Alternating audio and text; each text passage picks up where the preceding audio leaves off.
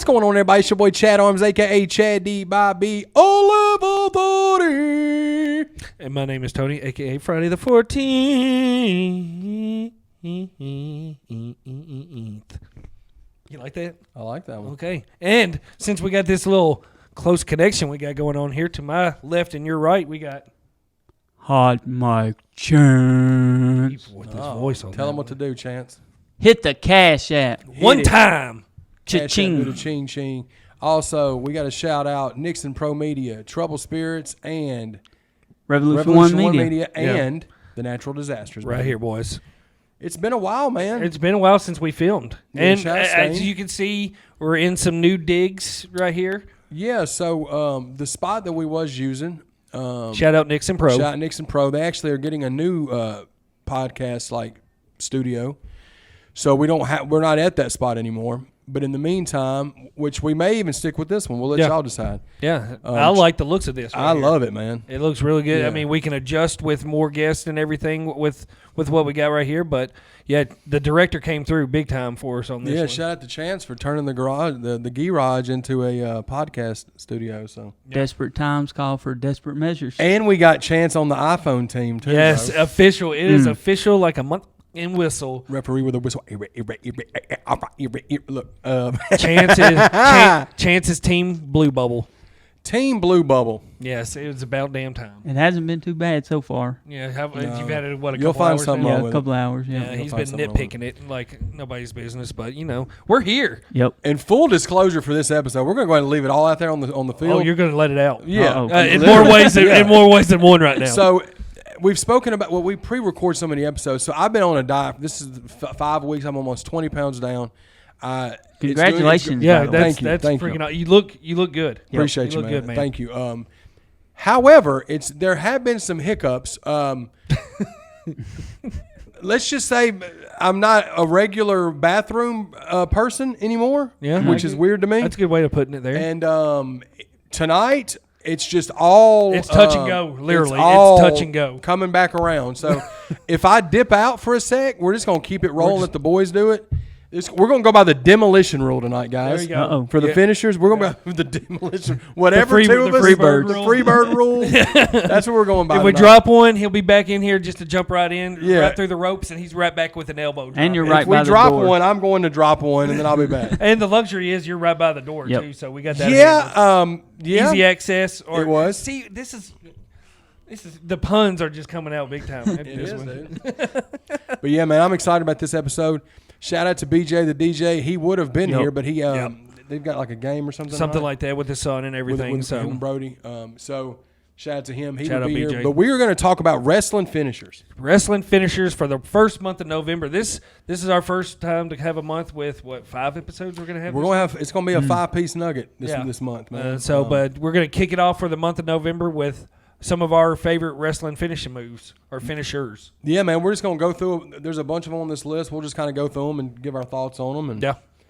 this will be a fun one to do. We've had some people request these before too. Yep. Yeah. And finishers are as big as anything because with some wrestlers, their finisher is more iconic than they are in a way. Absolutely. So. Of course, yeah, for sure. And then, of course, you got some finishers, different versions of the same finisher for some people and all that stuff. And, of course, A lot of borrowing. a lot of borrowing and making it their own in a way and that kind and all that stuff. But, yeah, who you want to start off with one from you?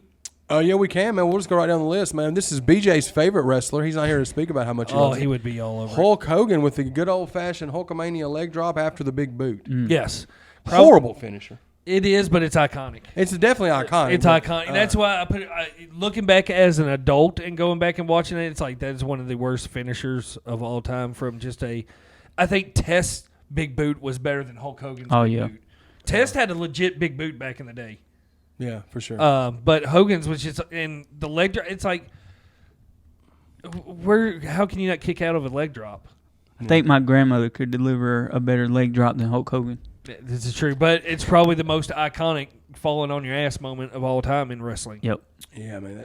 Think about how many times that dude did that move. But the and build fell on up, his ass every time. The build the up Hulk for up, the big, the point, That was the big boot, and then boom. and then the pop. That pop was just, but that's a lot. That goes with a lot of these finishers that some of these guys saw long-term effects from doing these finishers, because that's a reason why Hogan's back is so messed up from doing countless amounts of leg drops and just jumping on his ass for many, many years. Yeah. I think that affected Stone Cold too, health-wise. Yeah. It was just one of the most iconic finishers, but one of the most lamest finishers of all time. Yeah, official. Sure. And then you got Arn Anderson spinning spine buster in the DDT. Yeah, his DDT was great, but it's not on some other guys' level. But that probably one of my favorite spine busters of all time. Yeah, for sure. Him and Farouk. Yeah. Mm-hmm. And The Rock. The Yeah, Rock had a killer spine buster too. Set up to But Arn gave you a hope for just every normal guy out there, because Arn didn't have the best build of any of the wrestlers out there. He just looked like your dad was out there beating some ass on people. No, for sure. Beating some ass. He did. But that to me was Arn, the best part about it. I totally forgot to bring the tablet for you, didn't I? No, you're good. You got that's about the same size as the tablet that I got you. Yep. He's got an iPhone. Yeah, he's got an iPhone. But since we're going in talking about DDTs, go ahead. Go ahead and DDT it. Jake Roberts, probably the most famous DDT of all time, you think? Yeah. He actually is the person that invented the DDT. Oh, well, okay. A little black kitty cat come walking in the door. Get her out of here.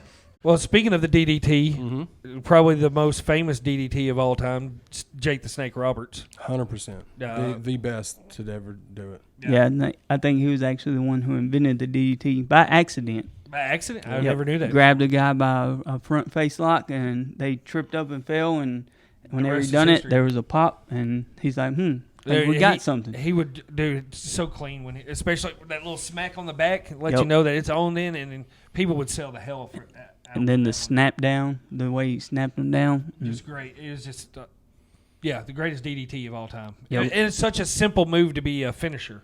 Yeah. What was great about it.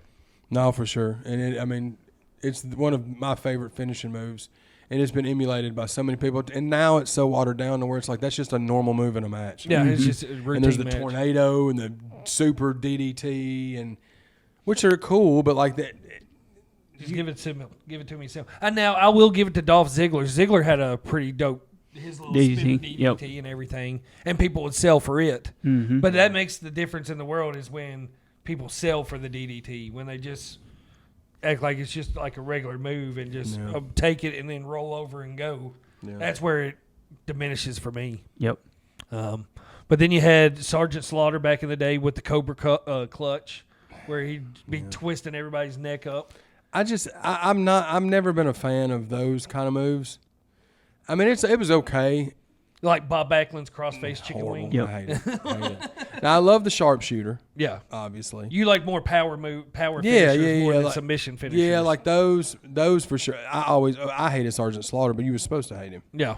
But yeah, I mean, like the $1 Million Dream. Yeah, that's those are cool. That in the Ravishing Rick Rude had one too. Yeah, he did a sleeper. And the neck breaker. Yep. Oh, okay. Neck breaker, but didn't he do a sleeper too? Yeah, I think at one time he did do it. The neck breaker was the Rude Awakening, right? Yep.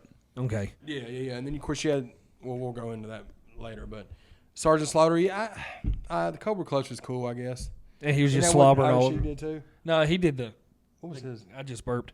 He did the camel clutch. Camel clutch. Where it's like where he sat on their back and like Rusev's accolade and everything. Yeah. Yep. Kurt Angle's the angle slam and the ankle lock. Fire. The ankle slam was dope, but I remember the ankle lock, man. I feel so bad going back on talking. Me and my brother are 8 years apart, and during this prime age of watching wrestling, my brother, shout out Taylor, was the test dummy to pretty much probably this whole list of finishers for people. Mm-hmm. My brother probably took every one of these moves. Oh, that's dope. And between me and Ryan doing them to him, I know he's probably taking more power bombs than probably Shawn Michaels has in his lifetime. But we did it safely. He was either on the trampoline or we slam him down on the bed and stuff like that. It was not too many concussions, but yeah, I know. Not too many. I know the ankle lock was one that was brought out quite a bit, and then Ryan would bring out. He had one called the toe hold, where if you weren't wearing any shoes, he'd get you by the big toe, like an ankle lock, but he'd get you by the big toe and just wrench on it right there. God, y'all were fucking ruthless, wasn't you? No, we were having during pay-per-views at our house. It was full on in our living room. Kent Murphy was just sit back in a recliner while there was full on wrestling matches going on in the living room. When me and my brother used to have wrestling matches at the house too, and I had my own character named Big Daddy Dumpster. That was my name. Yeah. Now we didn't come up with our own characters or anything. I even had my own theme song that I messed up. Watch out for the dumpster, he's coming after you. Whoa. Now did y'all do intros? Boss, man. Did y'all come through like the room like an intro? Yeah, I mean we didn't have a ring or nothing, but yeah, I forgot what. I think his was Salamander Sam was his name. Oh, shout out! Cameron. He was he liked doing the acrobatic stuff. Oh, he was a high flyer. He liked watching wrestling when he was a kid, but he grew out of it, as most grown-ups do. But that's so great right there. Shout out to Big Daddy Dumpster. Yes. Oh, man. I'm Big Daddy Dumpster today, too. Jesus Christ. And then, we'll go around to, here's some, some more simple moves. You had Stan Hansen with his Western Lariat and JBL with the clothesline from hell. Yep. Pretty much the same move. JBL. Shout out Stan Hansen and his spittoon, but JBL's clothesline is one of the greatest things to watch in wrestling. The impact that he was literally trying to behead people with that move. There's no way to fake them either. You can't. No. Getting hit with a clothesline, you're getting hit with that motherfucker, dog. It ain't like a pile driver where they can mask it a little bit. Yeah. But you're getting hit with that damn cross. And especially with as big a boy as JBL was.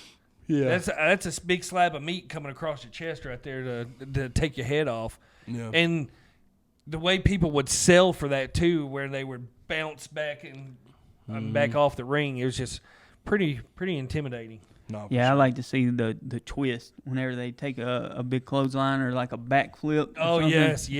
That a lot of people. Yes, yep. That's good. Like your acrobatic. I know Morrison would do that a lot when he would take a big clothesline. Yep. And stuff. Yeah, you can make those clotheslines look mean. Just from a simple move. Mm-hmm. That's what's great about it. It's all about who's taking that finisher too. No, for sure. Because they're doing more work than anybody. Because everybody's trying to protect everybody from getting hurt in these situations. But it's the guy taking the bump makes it look good. That makes it look good and putting on the show. Yeah, for sure. Especially, except for when it comes to The Rock, The Rock just makes everything look good. Mm-hmm. Yeah, I mean, the spine buster. And that was the setup. Was the setup to the signature move, which was the People's Elbow or the Rock's Elbow, or whatever, And then sometimes he'd lead up with it with the rock bottom too. Mm-hmm. Yeah, but it's funny, between the Rock, the People's Elbow was such a comical move. It was. Mm-hmm. It was no different than the leg drop. The leg drop, exactly. Or the Cena, you can't see me 5-knuckle shuffle. Yep. Or the Scotty Too Hottie worm chop. You're talking about that earlier. Which I know those are probably listed somewhere, but I love the rock bottom. And I know it's not. It's just a kind of a variant of a sidewalk slam. Yeah. Mm-hmm. It's kind of like with Big Boss Man when he had the sidewalk slam. Now, was it with the People's Elbow? Was it more of Jerry Lawler and Jim Ross setting that move up? Because I know every time The Rock would do the People's Elbow, you have Jerry coming in with the most electrifying move in sports entertainment. Yeah. That made the move. And then the just the Rock's charisma. Yeah, taking the elbow pad off and throwing it into the crowd. Yeah, the Rock's charisma sold that move to what it was. I mean, it's so. As silly as that move was, I always liked watching him rock, People's Elbow, whoever it was. What was the one that I forget who he did it to, but he slid when he went to go do and he's slid in the shoes. Was that when he had his dress shoes on? Yeah, and slid and totally adjusted to it and then hit it with everything. That just shows you how good The Rock is, and I know we're way behind when he popped. What was it, SmackDown that he showed up for? Yep. What about that pop that he received? I didn't even know he came back. Yeah. Yep. Yeah, came back. It was a surprise. Pop. Yeah, nobody knew. Yep. Well, that's dope. And just an absolute huge pop for him. And speaking of the rock bottom, Booker T done somewhat of a version of the rock bottom with the bookend in WCW. Yes. Bookend, yep. Booker T had quite a few finishers. He's one of the guys that had on this list that have quite a bit of finishers. Yep. Too. He had that one kick with the scissor kick. Scissor kick. And then he had the Harlem Hangover where he jump off the top rope and do like a flip with a leg drop. Shout out to the Harlem Hangover. Yeah. Good stuff. Harlem Heat was underrated tag team. Hulk Hogan, we're coming for you. But since you talk about The Rock, you got to come right after him with probably, you'd say it's the most famous finisher of all time? 100%. The Stone Cold Stunner? 100%. Oh, yeah. Just, like I said, it's the most famous finisher. You know who come up with that move for Stone Cold? Who did? Michael Hayes. I believe it. Yep. God dang He it. does, Told him, drop them down, right on their chin. Knock them out. and then because at first, like you said, it was like that, and then it evolved into him just dropping down and going with it. Yep. Scott Hall took the stunner the best. The Rock. The Rock. Mm-hmm. Yeah. That one from Vince Scott McMahon Hall. definitely took it the worst. Yeah. Shane McMahon took some good stunners. Vince McMahon didn't. Hey, what about the one to Linda? Remember the one to Linda McMahon where she just like kind of fell down his arm? She just like rolled down his arm. What can you do with that though? But yeah, most famous finisher of all time. That's definitely my favorite one. Of all time. We got old Triple H with the old pedigree. Yeah, that's me and Chance. Not a big fan. I'm not. Me and Chance were talking about this before the show. That one kind of made as someone taking that one. I would be nervous as hell to take that. That finisher. You're kind of just getting dumb. You just get Dump. Y'all keep it going. We got it. We'll be right back after the. They'll be going. I'll be right back. Tag in. Freebird rule. The pedigree. So the pedigree made me nervous if I was taking that one because there's a lot that could go wrong because he's got your arms pinned up behind you and you have to completely trust Triple H in that move. Like when I believe it was Angle, they were on the table and it just broke and then it knocked Kurt Angle out. Yeah, because there was nowhere for him to go. There was no protecting. And it happened so fast. Yeah, and there's no protection whatsoever. It looks cool, especially like the ones that Triple H when he jumps up with it and drops people. Looks cool, but man, that's a risky move to take. I do like that he can almost. It's like the stunner. He can kind of hit it fast at any time on almost anybody, unless you're talking like Big Show or someone like that. It doesn't look as believable on him, but your average size guys, like he can hit most of the roster with it. I like that. That's what I look for in a finishing move. Like how fast can they hit it, and how believable it is. Like can they hit it on everybody? Well, and going back to the stunner in that situation then too, because Stone Cold could hit that move at any time, whereas and usually he did. Whereas the people's elbow, there's all the setup for the people's elbow, and then boom. There's more of a build up, and there's more of an entertainment factor to those moves and the leg drop. But then the moves like that are just quick and sudden. Yep, I like it. DDT same way. Yeah, you can hit it from anywhere. All you gotta do is watch for that slap on the back. Yep. And then probably, what do you think? Probably a couple good submission moves right here as finishers, because that's the only way that they would go out with the win in the match would be Ric Flair with the figure 4 leg lock. Would you say that's probably one of the best submission finishers of all time? Yeah, I think that might be one of the most well known. Also, and you talk about wrestling with your brother and all that. Yeah. Like my friends and my cousins, everybody took a figure 4 leg lock. Figure 4 leg lock. Well, I guess the same thing with the next one too with Bret Hart's sharpshooter. Everybody took a sharpshooter just like the figure 4. Yep. I remember when I figured out how to cross the legs with the sharpshooter. Once again, shout out Taylor, poor guy, dude. It stretched him out so bad as a kid. Yep. I'm not sure if it was during the Montreal screw job or if it was another time, but Bret Hart actually told Shawn Michaels, I think Shawn Michaels crossed the wrong legs crossed the legs wrong. I think it might have been the screw job, and he helped him put it right. Oh, interesting. That may have been the screw job. Yeah, I didn't even know that you had to put them a certain way.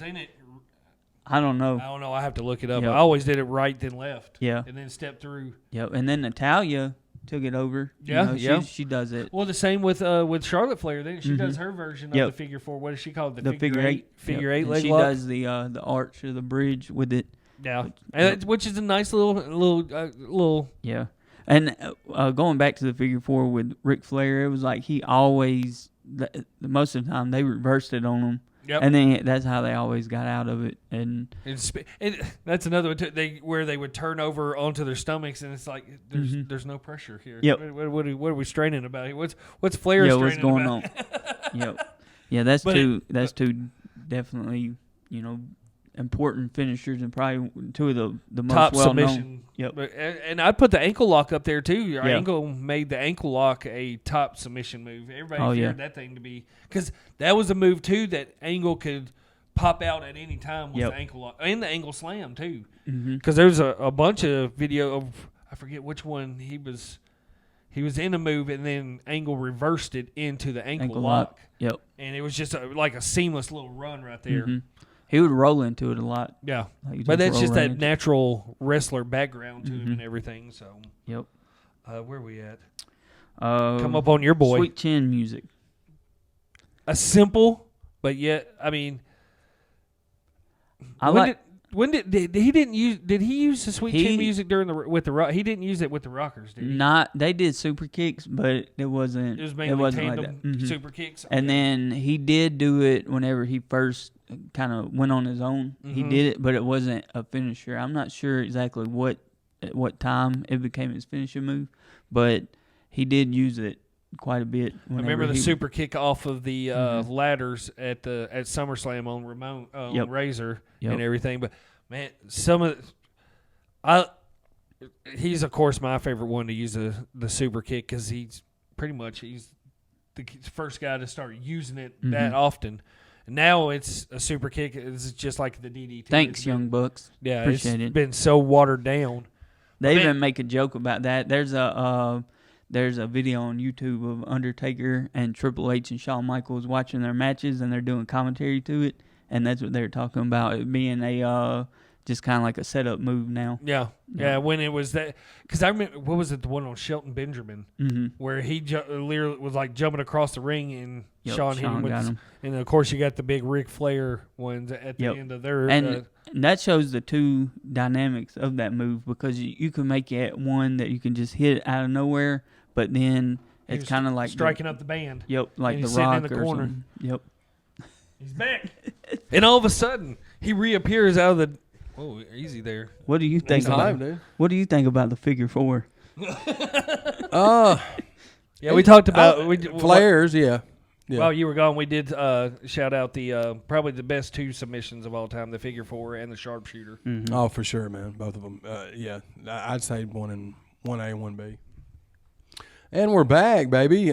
Shawn Michaels. Is that what we're on, guys? Yeah, we were talking about Sweet Chin music when you came back in and everything. Okay. And how it's been another move just like the DDT that's been totally watered down. Makes me sick, bro. The amount of super kicks that have been overused. Yep. Everybody uses a super kick now. Everybody uses it. But like Chance was saying, too, it's the Sweet Chin music for Shawn Michaels was one that he could hit out of nowhere, and then also he could set up for it like the people's elbow by striking up the band in the corner. Yep. And then, or he could, like the one against Shelton Benjamin, where out of nowhere he just hits him with the super kick. Yeah, for sure. But it's another one that was just one of my favorite, finishers back in the day, and it's a move that they've watered down so much to where everybody does them, and they do 10 of them in a match. And that's just when I used to watch it, but I haven't watched it in a few years. But I'm sure AEW. That's all. Everybody in AEW, I think, pretty much uses a super kick. Oh yeah. It's a shame. But probably one of my personal favorite finishers of all time was Scott Hall, Razor Ramon's The Razor's Edge. Yeah. Oh, for sure. And probably one of the most protected finishers of all time, too. But it's almost a version of a power bomb, but just brought up, of course, when behind his head and everything. Yeah. But, man, you had to trust him to take that one, too. Yeah, and he was the only one that did that move, didn't he? For the longest. I'm sure somebody else has done a variant of it, but that move was super creative, dude, and I always was a fan of that one. Yeah. And the name for it was perfect to go with him, with Razor Ramon, Razor's Edge. It's just a perfect finisher for him. Yeah. And nobody kicked out of that one. But back in the day when people Back in those days when people used their finisher, nobody kicked out of finishers back that was there. the whole point of it being a finisher instead of now. Like in the last 10 years, it's been like you're getting at least 4 F5s. Brock Lesnar, Roman Reigns, 4 F5s. He kicks out. Yep. I'm like, God dang it. Yeah, you're getting at least 3 or 4 every big match. Yeah, and it's just like, well, it's just the way the world is now. Like back then, less was more, and now it's like everything is. They have to do so much in a match to keep people's attention. No, because then you could grab a hold for a minute and a half at a time, and in the matches back in the day, and people wouldn't get bored with it. Yeah, now it's got to be nonstop, constantly. There's spots everywhere. Yeah, Just a spot fest. Yeah. Yep. Another powerful move was Diesel's jackknife. Powerful. Another dominant move. Was Diesel Kevin Nash's jackknife powerbomb, which is up there. I like the last ride. I'd probably say Diesel's is probably my favorite powerbomb. I like Batista's too. I do like Batista's too. The Batista bomb was fire, but his was a sit down though. Yeah, he sat down with his. And I just liked Kevin Nash's because that's the first guy I remember doing it. I know that Psycho Sid did them, but was he doing them in the early '90s when he was Sid Justice and in WCW or no?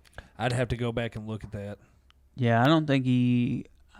The first time I remember him doing it, which he could have done it before, but was whenever he came in with like Shawn Michaels and stuff as his bodyguard. That's when I first remember because he hit Shawn Michaels with it. Yeah, and his was like a cheap version of a powerbomb too, because he'd bring them up and just let go of them when he brought them to the top. Yeah. Where Kevin Nash would bring them up and just slam them through it. And Sid didn't give a fuck about nobody except for all he cared about was softball. Yeah. Well, yeah, clearly he didn't give a shit about Pillman in that. No, bro. After he broke his neck down there in the War Games, he tapped him on the chest like, "You all right, bud? I just killed you." Yeah, we're all good. Everything's good for you. But and then, would you say it's karma the way that things happen with him though? With his leg, probably so. Yeah. All the times that he didn't take care of wrestlers, and then that happened. Yeah. I hate saying that. That's the most horrific wrestling. That's up there with like Joe Theismann. Like, oh my God, it's so bad. Yep. It's so bad. It's one of those that just makes me cringe seeing it. Speaking of top rope moves, Macho Man Randy Savage elbow drop. So simple, but yet he's the best to ever do it of all time. Everybody does the elbow drop, but then nobody did it like Macho Man did. No, nope, no. The height that he'd get on it, especially back in the '80s, WWF Macho Man from the top. I mean, just pure classicness with that one, and just getting up to the top rope, getting that finger spinning, and yep, bruh. And it used to kill me when I'd see CM Punk do it because he had the most unathletic elbow drop ever, dog. Yeah, I agree. Ever. And I get it. I salute to him for paying homage, but it was not even close. Mm-hmm. Got Freddy Krueger back there in the background. Hell yeah, this is a fun episode, dude. Welcome back, guys. Welcome to November. We legit got Freddy Krueger going on. We got Freddy Krueger going back there. We've got me dipping in and out to go to the bathroom.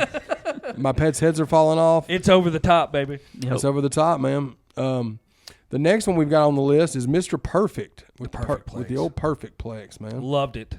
Just once again, whenever we talk about Mr. Perfect, it's just the guy that does everything just to a T with his moves. Yeah, one of the best workers. And I think that was another move that could be hit out of nowhere. Yep. And I love the fact where he grabbed the leg and he turned right into it because he'd do that and it turned right into a pin. Yep. Which back then and still to this day, I don't understand why people don't use more moves that go straight into a pin and everything too. Yeah, because that's the whole point of the finisher move is to get the pin. Yeah. So. Go figure. It's wrestling. It's wrestling. It's wrestling, dude. Speaking of wrestling, Banzai! Yokozuna Banzai drop. Yeah. You got Yokozuna's Banzai drop. Banzai drop that would just completely flatten out people. Dude, I mean, can you imagine being up underneath all that? No. That was a lot of butt cheese going on. Oh, my God. He had the dimple butt going on. What about the stink face? Dude, that's yeah. Rikishi had dimple butt going on, too. Just the Attitude Era was just insanity, dude. The shit they did in the Attitude Era. A lot of dimple butt. Mae Young gave birth to a hand. Oh my gosh, yeah. And she took a 3D or no a power bomb off the stage onto a table. Yeah. Yep.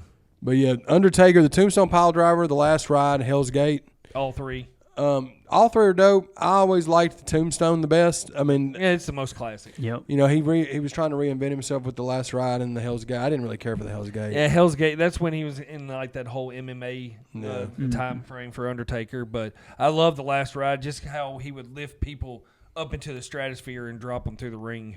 Yeah. He came back recently on NXT as the American Badass. Yep.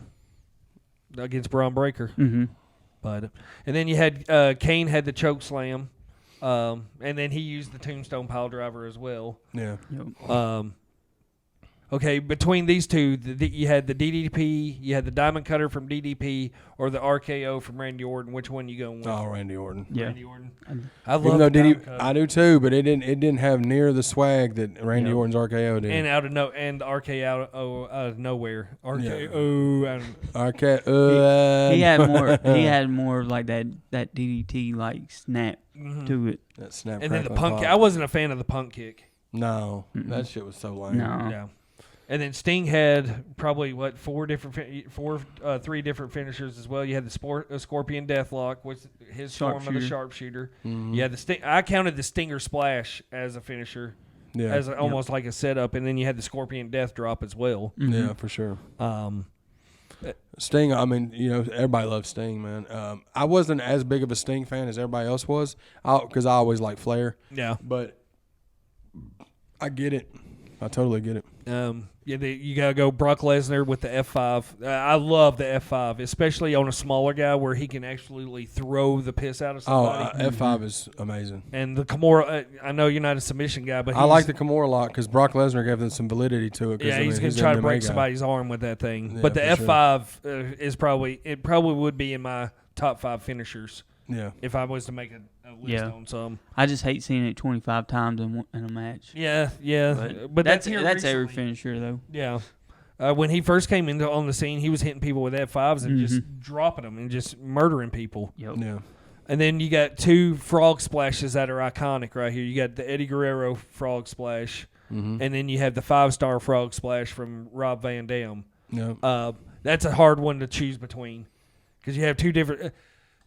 Rob Van Dam would get more height on his frog splash and sell more of it at the end. Yeah. Eddie was just it was just a work of art every time. Yeah, for sure. I loved them both. Yeah. Honestly, I mean, it's a tomato, it's a apples oranges kind of thing. And then the Van Daminator was another one from Rob Van Dam. Yep. Yeah, I like and that. Then, the Van Daminator. Y'all keep it going. Yep. And then AJ Styles had the Styles Clash. Yeah, I put Styles Splash. That's all right. Styles Clash, which is another one you have to completely trust AJ Styles to take that one. Yeah, because you have a little bit right here, you know, if your arms are long enough, you have a little bit right here to protect yourself, but not much. And there's been some times where some guys have taken that pretty rough. Oh yeah, but and your head's so close to the mat whenever he starts out that if he jumps wrong or fell, it could be bad. And it looks like you have to be able to take that. You have to arch up with yourself too, because if you don't, you're screwed. Yep. And I like the phenomenal forearm too. Yeah. He I didn't watch a whole lot of later Impact and TNA. Yeah. But I've like, you know, I've enjoyed seeing him do it in WWE. Yeah. And then Goldberg, you have the jackhammer. Mm-hmm. Of course, he had the spear too. We know, but we got a whole little category of people with the spears. Yep. CM Punk had the go to sleep. Yep. Which I think he took that from somebody else though. I believe someone in Japan, but I'm not sure who it was. But I mean, I liked it. With the bigger guys, you could tell that he had some trouble hitting it on. But whenever he did hit it right, I mean, it was an effective move. And then he had the Anaconda Vice for his submission move, which I like that probably more than the GTS. Mm-hmm. It was more realistic. It's more believable. Yeah. We're just rolling through these right now. Yep. Seth Rollins had the curb stomp, and he used the pedigree for a while. Mm-hmm. I like the curb stomp. Yeah. Especially when he had the Money in the Bank briefcase, And I loved how he always would use the briefcase for the curb stomp. Mm-hmm. I think they ended up outlawing that and made it where you couldn't do it no more. Well, it was effective while it lasted. But they may have brought it back by now. I'm not sure. Well, does anybody else use the curb stomp as a move? Nope. I think the closest thing was Randy Orton doing the punk head kick? punch. Yep. But he, of course, he used the pedigree as well. Mm-hmm. And then another guy that had quite a bit of finishers under his repertoire, you had Chris Jericho that had the Lion Tamer, the Walls of Jericho, which those are two different moves. Yep. The Walls of Jericho we talked about is more like a Boston Crab compared to the Walls of Jericho. The Lion Tamer, yep. He's more standing up with his knee pressed in their back. The Code Breaker is an effective one. And then would you consider the Lion Salt a finisher for him? Yeah, I think he's used it. He's gotten some wins with that. I love the code. I love when he started using the Code Breaker. I like that as a finisher. Yeah, that's one of those you can hit at any time. Mm-hmm. On just about anyone, other than the Big Show, which I think he's tried that a few times, and Big Show just like catches them and throws them. But we've already talked about Batista and the Batista Bomb, which is a great power bomb. Another one I was a big fan of was the Sister Abigail from Bray Wyatt. Yep. Kind of like a reverse. It's kind of similar. It's kind of similar to like a Twist of Fate, somewhat like the motion of it. Yeah. And then it's kind of like a skull crushing finale from the Miz. Like he had to come up with that. He had to come with that. That had to be. It's a variation of a bunch of moves. Mm-hmm. But I'm curious if that was like. Yeah, that has to be where his. He got that from. And then Cody Rhodes had the Crossroads. Yep. And I think Dustin Rhodes uses a version of it too, don't he? He done like what he had was a curtain call, and it would be he'd have in a reverse DDT position and bring them up and then, drop them. That's right. But it's similar. They start out in the same position. Okay. Yep. And then Samoa Joe had the Muscle Buster, which is you got to trust him completely to take that one as well, because mm-hmm. a lot could go wrong with that. Oh yeah. Mankind had Mr. Sacco, a.k.a. the Mandible Claw, which was just absolutely disgusting move to take. I would not want to sign up for that one. And then you said when he was Cactus Jack, he would do the double arm DDT. Yep. Which I vaguely remember that one. It was a solid one move on that one. Mm-hmm. Another great DDT, though, was Raven's DDT. Oh, yeah. His is up there with, I think, Jake's DDT. Yeah. He would snap. He had a good snap on it. He get a good snap. Man, we're moving pretty good. Jay Lethal, the Lethal Injection, his version of a stunner. Yep. Where he'd do like a cartwheel off the ropes and then come back and catch it on the stunner, which I'm a big Jay Lethal fan. I think he's super underrated as a worker.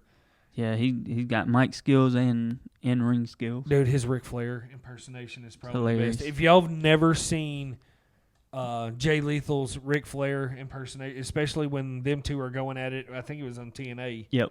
They did the woo-off. The woo-off was just absolutely classic. Yep. He's back. I'm back.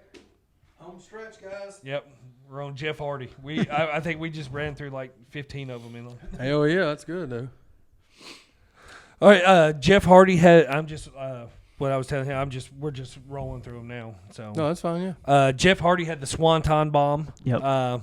Which he would pull that off of ladders, props, everythking. Yeah, anything. Total risky move. Such an epic move. I love that move. And especially how he just completely starfish out there and just commit to it. And that move, you can. It looks so devastating, but you can do it without even touching a person. Yeah, and that's what he would look like, especially on those huge table and the TLC matches, where he took care of the guys. He took more damage than the guys on the table than 100%. the guy taking the move took. Yep. And it was just phenomenal. And then you had Matt Hardy did the Twist of Fate. Well, I think Jeff did the Twist of Fate as well. Which was almost a stunner. Yeah, it was just a spinning version of a stunner. Yeah. It was almost more like a a diamond cutter. Yeah, it was more like a diamond cutter. Lita used it also. Yeah, and she'd use the moonsault too. But I like what the Hardy Boy and then hit it. Yeah, he just snap and do that thing, dude. And then Daniel Bryan had the yes lock and the running knee. I like the running knee a whole lot better. That running knee, he would look like he was taking people's heads off. Yep. It looked phenomenal. Where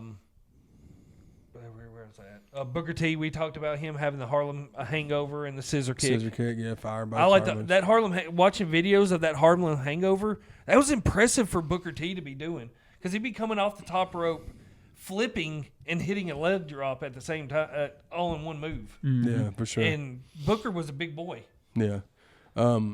And with Booker T, you also had the bookend too that we talked about earlier that he added towards the later part of his career. The Cat loved the bookend. Yeah, he loves it. Then you had Chris Benoit, crippler crossface, and the flying headbutt. Yeah, which we know the flying headbutt contributed to a lot of the CTE. I think. Yeah. That ultimately led to a terrible situation. Yeah. But yeah, I love those moves. Well, I never understood the flying headbutt with him or Dynamite Kid. Why they would choose that move? Hey, yeah, that's like you doing more damage than you do. Yeah, bro. It's like just do a splash or elbow or something. Yeah. Big Show had the choke slam, and then I like the knockout punch more with the Big Show than the choke slam. Oh, dude, yeah, dude. Especially when he'd hit certain people. I mean, he looked like he was really selling the fucking shit out. Yeah, he was selling, and he knew how to. It looked like he was hitting you with everything that he had, but definitely looks better than the Superman punch for sure. I hate the Superman. That's why the Superman punch is not on this list. Terrible. Hate the Superman punch. Yep. The next that we've spoken about, we spoke about Rusev and the Accolade. It's the same move. Camel Clutch and the Accolade is pretty much the same move. Mm-hmm. Yeah, which the Iron Sheik. We spoke about that earlier too. Go again. R.I.P. Iron Sheik. Vader with the Vader salt. Yep. What about back in the day when Vader brought out that big of a man doing a moonsault was unheard of. Then he done the Vader bomb. Yeah, the Vader bomb too. Yep. Yeah. And then I didn't have these. I'm not the biggest John Cena fan, but I think some are hearing this. No, hey, it's like the leg drop. It's an iconic move. The attitude adjustment and the STF. I like the attitude adjustment. Chance was telling me it was called something before the attitude adjustment. Yeah, the FU. The FU. Oh, yep. okay. And then the STFU. Yeah, the STFU. But then they went PG. Oh, that's of course, it. yeah. Yep. But I did like the. I mean, obviously the 5-knuckle shuffle is it was his way of doing the rock people's elbow, not even close to as good. Mm-hmm. But the attitude adjustment, the AA I loved. Yeah. Yep. And then you had so many people did the splashes. But the guy that made it famous was Superfly. Superfly Jimmy Snuka, man, for sure. Iconic, he's the best when it comes to high flying off the top ropes, I feel like. Yeah. Back then, especially when he came off the top of the cage with that thing. Yep. Oh, that was crazy in Madison Square Garden, yeah. And then this is one Chance brought up to me that I totally forgot about was Dean Malenko using the Texas Cloverleaf as his submission. I wouldn't even have known that was his finisher. Yeah. It was such it was a dope way to do a leg submission without. It was kind of like the Walls of Jericho and the sharpshooter, but they didn't have to put. Yeah, they didn't have to. He didn't. He crossed their legs, and then the figure four too, because he done a four with I wonder who with their invented legs. that move. I don't know. We'll have to look that up. Yep. Then your boy Rick Rude had the Rude Awakening. Mm-hmm. Yeah, we spoke on that briefly earlier, but the Rude Awakening was a neck breaker, and it was pretty rough looking, man. Yeah. Yep. And one that Chance brought up too was Billy Gunn's Famouser. Yep. Yeah, I mean, I loved that one, and I loved Road Dogg's. When he's doing what's his signature move? When he's doing the shimmy, the shimmy and the punching and shit. There's what was his finisher? It was like a DDT, wasn't it? It was some kind of some version of a DDT. I can't remember what his was. But yeah, I just remember that elbow drop that he done most of the time. Yeah. But I don't know if that was the finisher or not. And then you have a whole classification right here for guys that use the spear. You had, of course, Edge used the spear, Goldberg used the spear, Roman Reigns uses the spear, Rhino used the spear, and then Bobby Lashley used the spear. Probably my favorite, Goldberg was probably. Oh yeah. Yeah, I mean, as terrible of a wrestler as Bill Goldberg was, he could spear the fuck out of somebody. Yeah. Yep. Edge had some good ones in there. So did Rhino, bro. Rhino Yeah, the had some gore. crazy ones. Yeah, with the through the tables. Yeah. Whenever Yes, he would gore people yes. through the table. Yep. Go I ahead. was just gonna say Road Dogg's finisher was the pump handle slam. Yep. Okay. Yep. But he also had the move where he did the little dance before he did the knee drop. Yeah. Too. He did the shimmy. Yeah, so he had a couple of little signatures. Well, but Yep. Since we're right here at this right here, should we say tag team? Just say some tag team ones for a future episode or something? yeah, because Yeah. we'll need to do a Yep. part 2 of the finishers because there's a bunch that we didn't even get to speak on. Yeah. Um, And tag team ones. I got one Yeah. more for the finisher. Give me Go one. ahead. Finish it. And Finish this this one- episode off with a finisher. This one is hard to find someone that kicked out of it. Ryback's Shell Shock. Ooh. the Ryback shell shock finisher was fire, bro. Yeah. I like that one. That's a good And then call. That's he when he would- drops them on their back, right? Yeah. He like and walks then he them. would march around the ring with them, Yeah, and that's- then he would do the finish them, all that. Yep. And his was a set. It was all about the setup with that Yep. one, and it had crowd participation in Yeah. with it. He'd Ooh. pick them up, kind of like it looked like he was going to kind of do a suplex first, but then he'd put them up on the shoulders and march around and drop them down. Good call. That's a good one to finish this Yep. episode on. Yeah, because I think we could do a whole episode on tag team finishers. Oh, yeah, we'll have to do a part 2 of finishers, and then we'll include tag teams and then ones that we didn't get to speak on here. But Mm-hmm. Yeah. we've got that was a really dope list that we got to talk about. Yep. I know this episode was kind of wonky due to me having issues and this being our first episode in the new spot. Yep.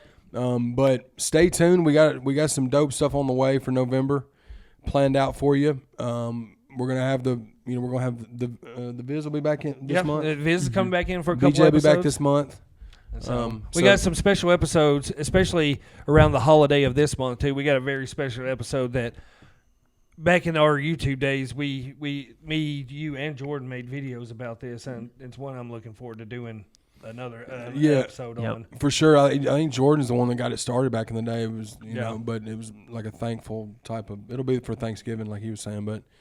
We got a lot of good stuff planned this month. There's 5 episodes this month because there's 5 Thursdays this month. So We're coming at you. You're going to get an extra episode of Over the Top with Chad, Tony, Chance, BJ, and Viz. You know what I'm saying? But let us know what you think of the new set. And like I said, we're going to keep building on this. I love the way it's set up. Yeah, I really like this little setup here. Get down in the comments. Let us know what y'all think about this little rig. Yep. Yeah, for sure, man. And also, when this drops, be sure to go pick up. If y'all listen to rap music, y'all listen to the stuff that I do. O&E just dropped his newest project, The Yes. Devil's Son-in-Law. Yep. It's a 5-song EP. It's really dope. Yep. We'll put the link in the description. He's also going to be a guest on the podcast. Looking forward to by having the him first in the of year. studio. We've already kind of ironed out an episode with him. He's excited about it. I know Squints wants to be a part of an episode too, so we'll make that happen at some point. Yeah, we got too, some big but- guests coming in for y'all. We've had some people reach out that want to come on here, and so it's rather exciting to talk some movies with some other people No, for sure, man. And I'm excited to see and wrestling. what for sure what the rest of the episodes bring and how we're going to close out the year. But we're going to keep building this. Also, we are maybe making an announcement in the next couple of weeks too about something when it comes to the podcast. Yep. That we're working on. I mean, we can speak on it. Yeah, go ahead and speak on. Yeah, We're going to make an exclusive YouTube channel for Over the Top with Chad and Tony, okay? Yep. We're going to move all of these episodes over to that new YouTube channel.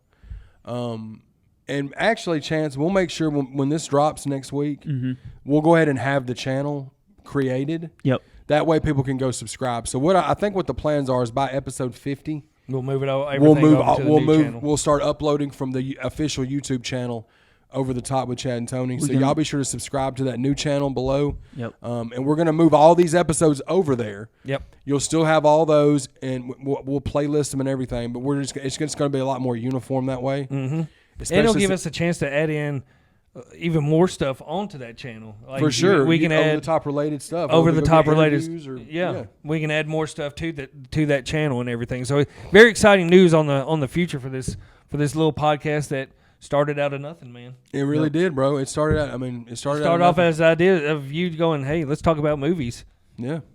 Okay. And we've got we keep getting people on board, which is even cooler, and we're going to keep growing and building it. And unfortunately, with this channel, I mean, I'm going to keep the Chatty Bobby 1130 channel, but with it being demonetized and they've kind of shadow banned it on some things, like it kind of just is what it is. Yeah. But we're going to be able to do a lot more things on that official channel, and we're going to be able to grow it from the ground up. Boom. So y'all be sure to subscribe to that. The channel link will be in the description. Me and Chance will get it made before this drops.